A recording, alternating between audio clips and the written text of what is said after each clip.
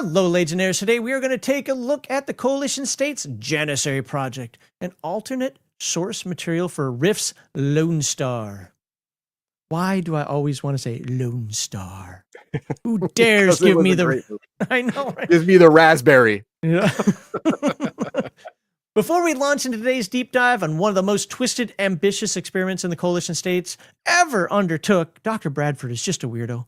Make sure to like, subscribe, and share the stream to help us reach more Palladium fans hungry for lore, controversy, and game inspiration. Of course, drop us a comment anytime, like, what's your take on the CS genetic engineering? And have you ever used Janissaries in your game sessions? With that, let's get started here. Okay, it says to go to page, I'm not sharing, page 66. Well, I can do that as soon as I put that back up on the screen. There we go. There's our Rifter 8, and I got to go to page 66. There we go. Coalition Janissary Project. It's a better Rifter logo than I have in my, at least a better copy of it. So if you can read that, read it. I'm not going to scroll through all the pages here. I made myself a script again. It's just easier to do for me to do it that way. The Janissary Project, authored by Eric Fackler, unveils secret coalition experiments run out of the infamous Lone Star Complex, led by Dr. Desmond Bradford, the mind behind the Psyhounds. After creating mutant canines, Bradford's ambition turns to humanity itself. He wants to push natural evolution, blending human DNA with animal and DB traits to create a new breed of super soldiers. Oh, now I know why. You can't mix human and DB together and be in the coalition. That is not okay. You will be surprised, sir. I don't know, man. Sounds like a slippery slope to me. Well, then you're on the side of younger Prosec. I'm not going to say anything. Never mind. Let's move on to the Janissary Project early years there. Okay. So Bradford starts in 89 PA. That's post-apocalypse, right? Mm-hmm. Okay. Pitching Emperor Prosec on a healthier citizenry. The real goal? Engineer children with disease resistance, greater strength, and superhuman potential. That's Project Darwin. But public goals hide his secret ambition, which is to create a super soldier. Progress is slow. Animal genes are easy, but given humans mega damaged skin, supernatural strength, and endurance proves challenging. The breakthrough comes later when the Emperor commissions Bradford for a Zytikix killer, giving him the full latitude to use DB traits. Project Darwin closes. The Janissary Project begins. So, this was approved by Emperor Prosec himself. Okay. Oops. Nope. Scroll over here. There you go. Page 69. 69, dude. There we go. Gene Helix. The first true Janissary named Gene Helix arrives in 98 PA, born in a lab, matured at breakneck speed, and gifted with supernatural power. When we say breakneck speed, we're talking a couple of years. Yeah. Unfortunately, this growth has a cost. Severe mental instability. By age 4, Gene is physically dominant but mentally unhinged. I mean, aren't all 4-year-olds? I'm just saying. Yeah, I thought all 4-year-olds were mentally unhinged. So, yeah, that's just par for the course. Culminating in violence and his eventual termination. And we don't mean like as in, hey, you're fired. I mean, hey, here, absorb these bullets. There you go. After a savage fight with Saf and 2 cyborg guards. 2 full conversion Borgs were used to take him out. And they were hurt. 8 more, known as the Greeks, Alpha, Beta, Gamma, Theta, Omega, Epsilon, Tau, and Rho, follow Gene Helix. These Doom prototypes are also marked here. I'll even let you look at the Greeks. That's they're called the Greeks. That's what that was your reference earlier at the beginning of the stream. These doomed prototypes also marked by unstable psyches and hasty lockup. They weren't even loved.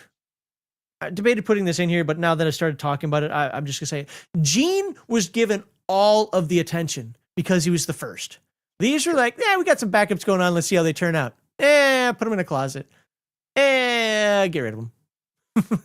And they recognize that. They're like, Daddy doesn't love us like he loves that one. So, yeah, and then he killed that one, and he cared about him. So what the hell is he going to do to us? Let's get the hell out of here. These brothers managed a brutal escape, vanishing into the underworld, a plot thread any GM can tangle with in adventure hooks. In fact, there's going to be one we talk about towards the end. So let's pause here for a moment. Let's get your thoughts. If you're fascinated by evil experiments turning against their creators, drop a comment. How many other things do you think Dr. Bradford has done that he hasn't told anybody about that would make a great adventure hook? Go ahead and put that in the comments, and maybe somebody will see it and get a great adventure idea from you. Which Janissary origin story is more horrifying? Gene Helix, the Greeks, or the mass abductions that started the project? Yeah, I didn't dive into that much here. They were at first they were abducting people to say you're gonna give birth. They changed that, but it wasn't much better. The change was there's a long story in here, and we'll see if we get to that. The second generation and the first echelon. These are we'll call these the successful ones. Okay. Sort of. Page 70. There we go. The failures inform Bradford's next moves. He introduces behavioral modifications and nurturing programs, yielding 6 second-generation Janissaries more stable, genetically perfect, with rapid intellectual and physical development. Hey, we're onto something now, right? Okay. Did he learn from his mistakes and put in a cranial bomb?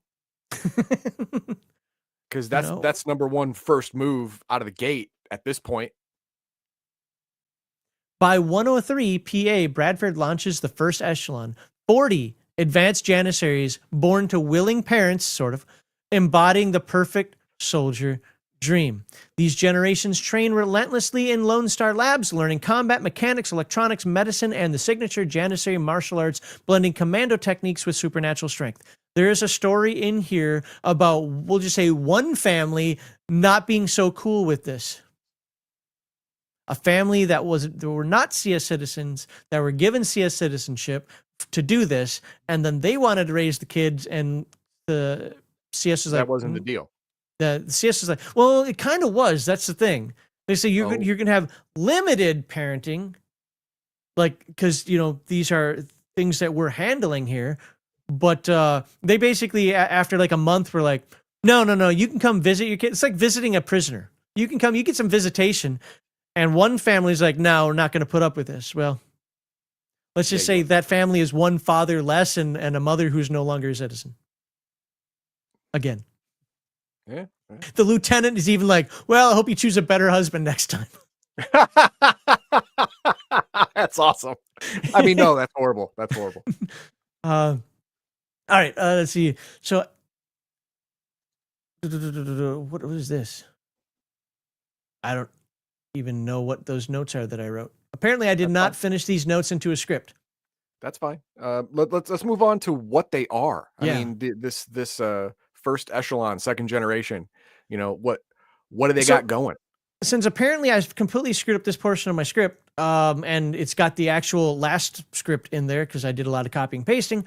No, so what it is these guys were successful. He actually sends them to Tolkien to make their worth. They get accolades.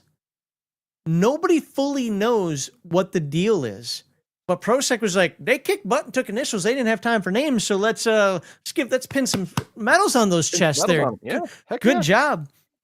Well, Prosek's brat didn't like that so much.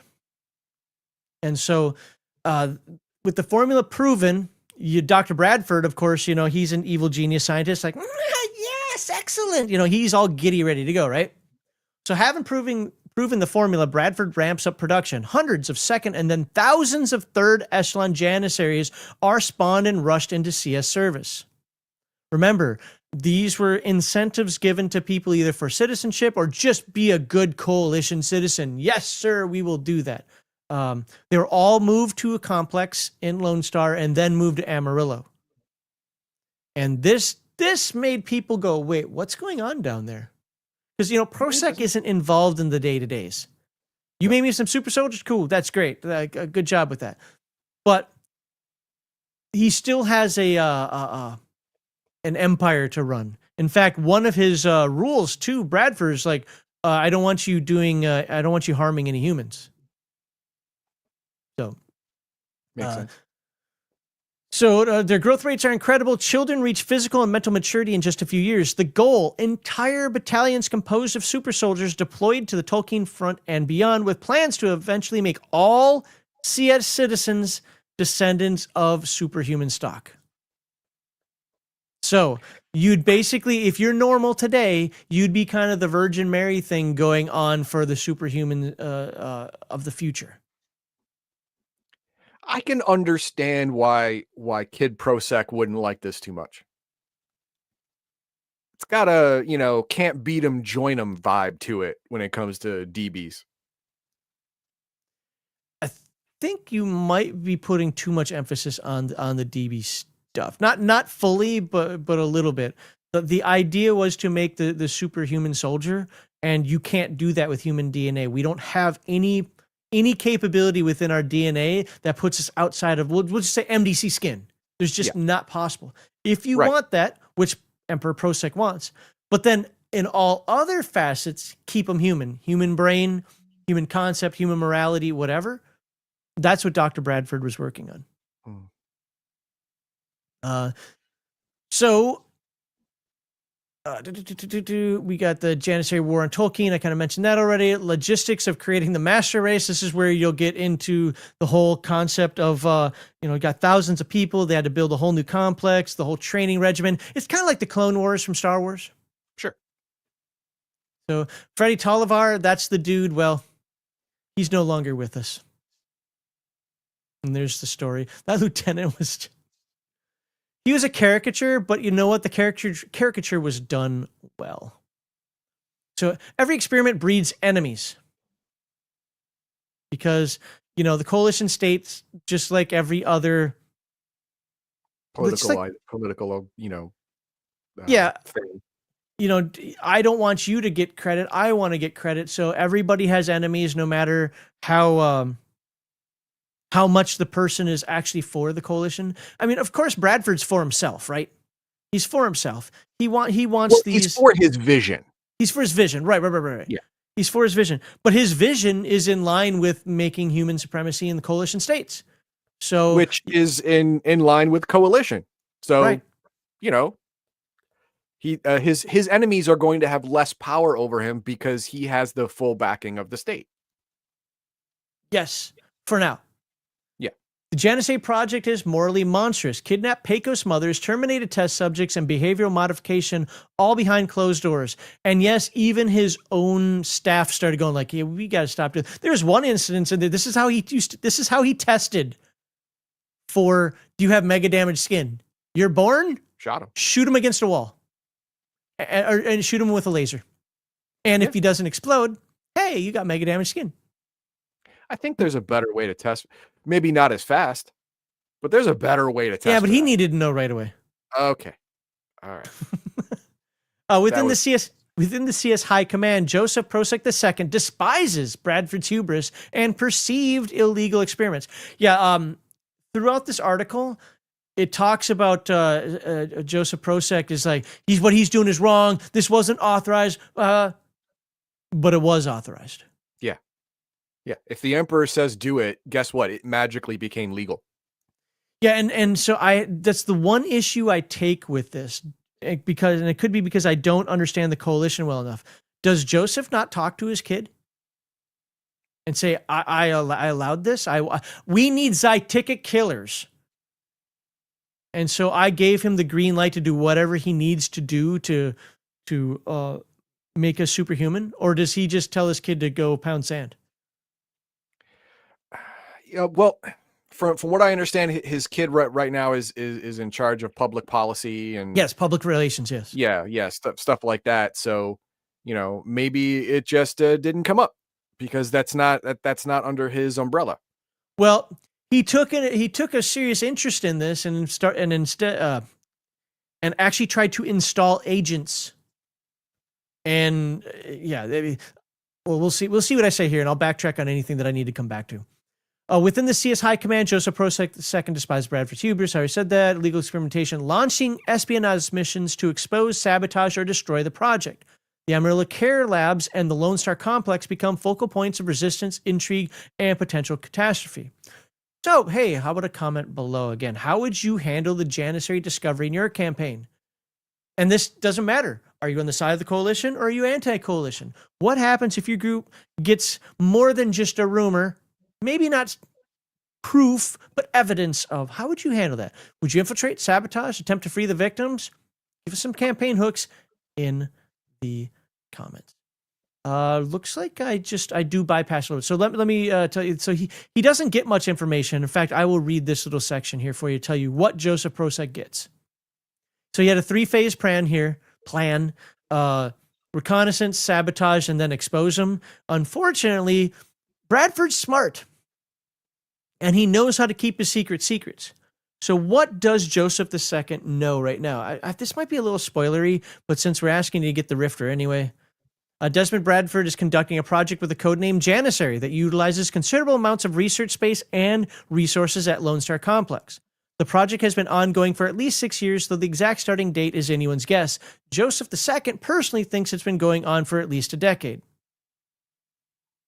I mean, really, it's been going on since he did the Psi-Hound, so.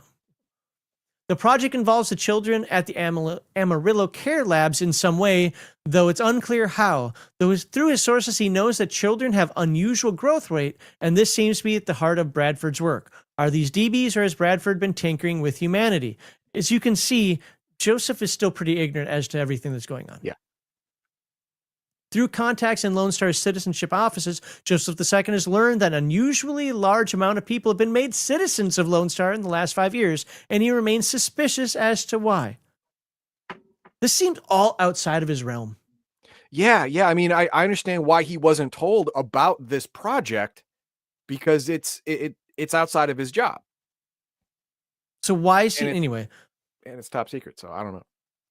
And his conclusion right now is Desmond Bradford is involved in a secret project that involves tinkering with the human genetic code. Yes. Sure. For reasons unknown to you. Yeah. See, Bradford has gone behind the Emperor's back and has been conducting this illegal research toward an as of yet unknown goal. See, yeah, if he just talked to his dad and say, hey, you know, this Bradford guy, he's building super soldiers. Oh yeah, I told him to do that like before you were born. Yeah. Now, there is some, and I actually like this part of the article. There is some wiggle room in there. How much did Emperor Prosek allow him to do? Right. How far beyond the scopes of normal humanity did he allow him to go? It talks about it in an overview in just a little bit here, where he was given the go-ahead. I already talked about this, but I'll scroll back to it since I know it's going to come up. Where's the Zytikic? Creation of a master race. Here. By the way, as you can see, it's kind of a long article. Yeah. War on Tolkien. Oh, actually, it's before the second generation. Star. Gene Helix. All right, where the hell was it? Where? Can I search for Zytikics? Here it is. In 92 PA, his research had come against a wall. As he tried to solve these problems. The largest obstacle seemed to be how to give a human the supernatural strength and endurance enjoyed by so many DBs. Then Bradford was unexpectedly aided by Emperor Prosek, who bid him develop a hunter-killer that preyed on the Zytikics. To Bradford, this was a green light to use whatever means he needed to complete his work. Okay. I get it. The Emperor said, I want results. And he's like, well, I got results. Don't care how. Just results. He loyally dove into the Zytikic Killer Project and used it to serve a testbed for types of genetic crossing that he would use for his own superhumans. Bradford styled them Janissaries, blah, blah, blah, blah, blah, blah. Okay. So, like I said, it's ambiguous, but when you read the part where the Janissaries and the War on Tolkien, they got commendations. Prosek was cool. He's like, all right, good job. Everyone was happy with the result. Okay. So, Junior, shut your hole. All right, let's get to Game Master applications. The Janissary Project, and I want to zoom out on this. You can see the titles. That's good enough, hopefully. So from non-CS characters and from CS characters, gives a bunch of scenarios. By the way, the article is pretty long. for a Rifter article, but it was well written. This is probably the best written article that I read in here. So good job. Included lore, included background that most Rift players would know, included enough information that a dum-dum like me understood what was going on in terms of Rifts. So I thought this was well written. Good job, dude. The Janissary Project isn't just lore, it's a narrative goldmine. The non-CS characters may investigate kidnappings, battle runaway Greeks, or uncover abduction plots. Coalition soldiers face moral dilemmas or become dissenters fighting internal evil. Or not. Mercenaries could find themselves on either side, paid for dirty work or hired to unveil the truth. Yeah, so the one dumb mistake that that Bradford made was he's like, yeah, a couple of the Greeks got away. Whatever, we'll find them. Yeah, we'll put them on the most wanted list. You just let super soldiers get away. Yeah. Like, it's not going to be like what I don't understand is why cranial bombs weren't put in the moment they were gestated. That's what I don't get. That was the first thing I would have done. First thing. Make sure I have an off switch. But yeah, well, maybe he was scared that these people would figure out how to, because they do get psionic powers. They'd figure it out and blow up the complex. I don't know. Remember, these things are crazy. No telling if they actually have self-preservation. Let's see.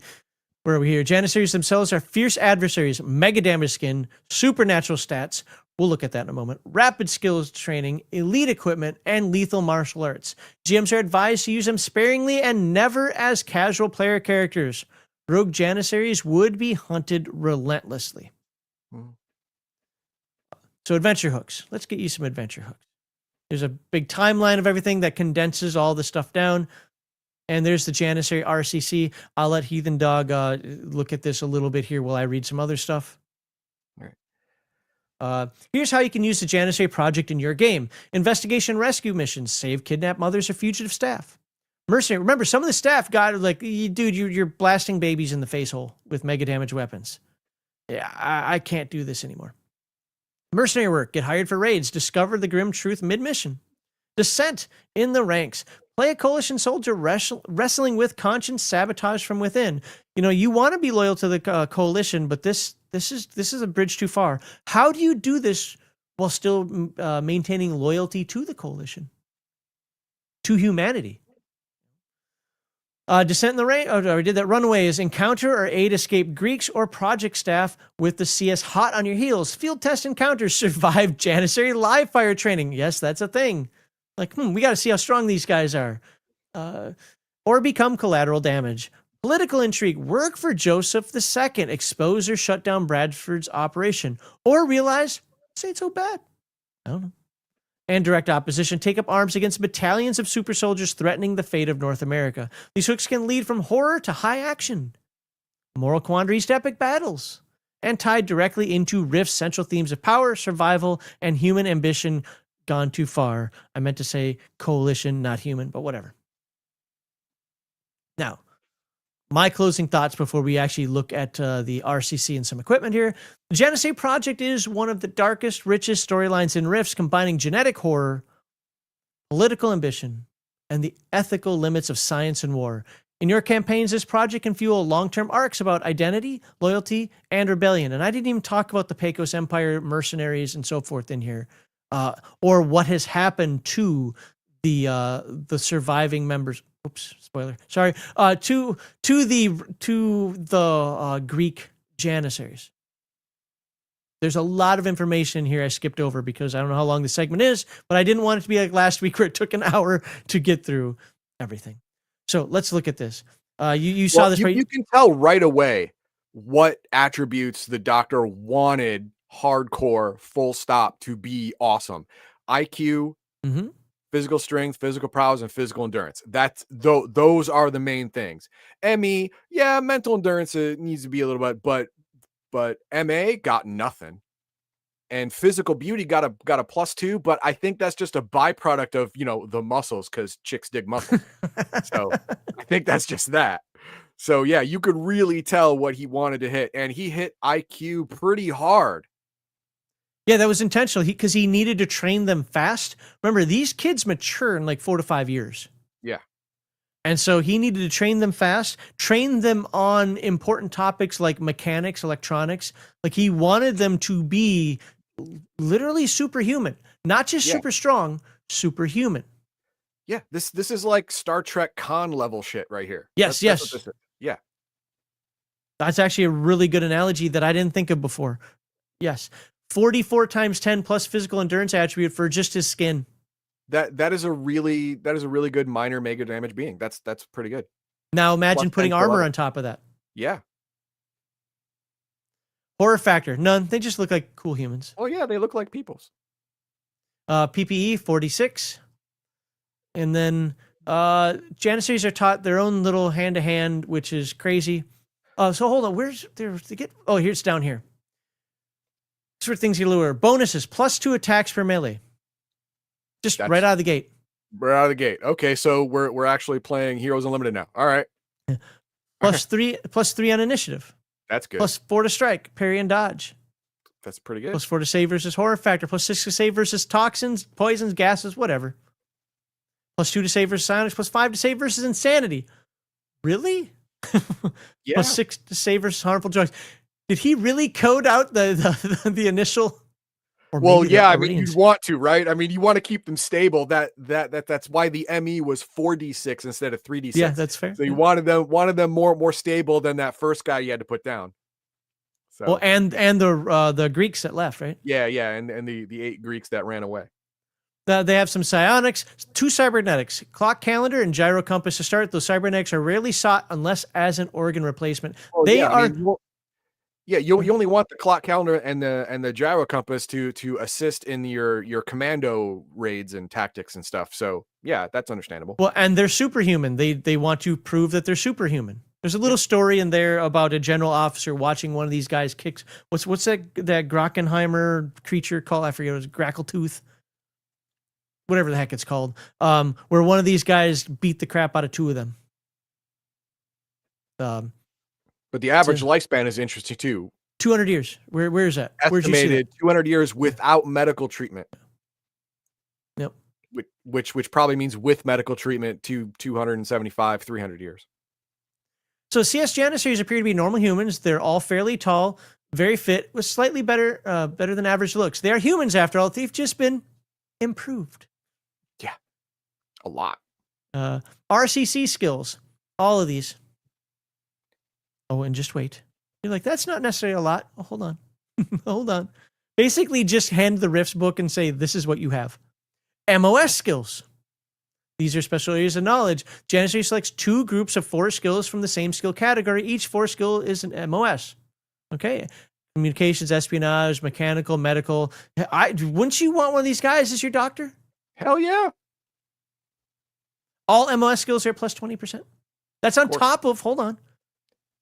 On top of these right here. Yeah. Plus 10 to plus 25 for pilot. Jesus. And then RCC related skills. Select 4, and then again 2 new ones at 3, 6, 9, 12, and 15. And secondary skills. Get 4 secondary skills at 1 and at 3, 5, 9. These people know a lot of things. And they're going to be good at what they do.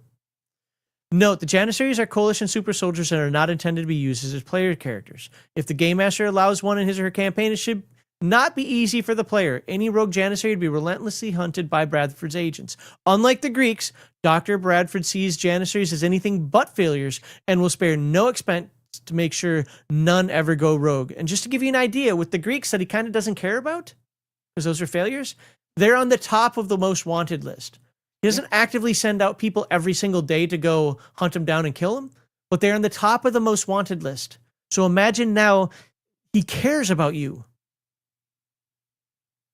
And then hand-to-hand combat Janissary. We're not going to read this. Go get the book. All types of freaking abilities. Yeah. I mean, just the IQ alone, you really have to think about that. A whole max die added on to your 3d6.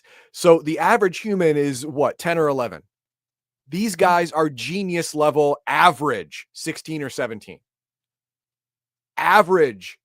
Their average roll gets an exceptional bonus. That's crazy. So they send the Coalition Manhunters after these. If Bradford tells the Coalition what's going on. Remember, if he tells the Coalition what's going on, his secret is exposed. Yeah. But okay. And then we got some equipment here. Again, I'm not gonna spend time on the equipment. I don't feel like doing that. But I just want to show you that equipment's here with art, which is kind of nice.